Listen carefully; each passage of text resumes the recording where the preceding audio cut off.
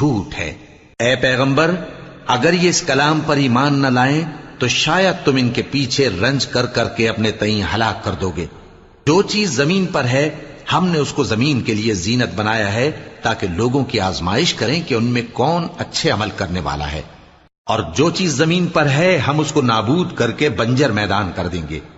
کیا تم خیال کرتے ہو کہ غار اور لوح والے ہماری نشانیوں میں سے عجیب تھے؟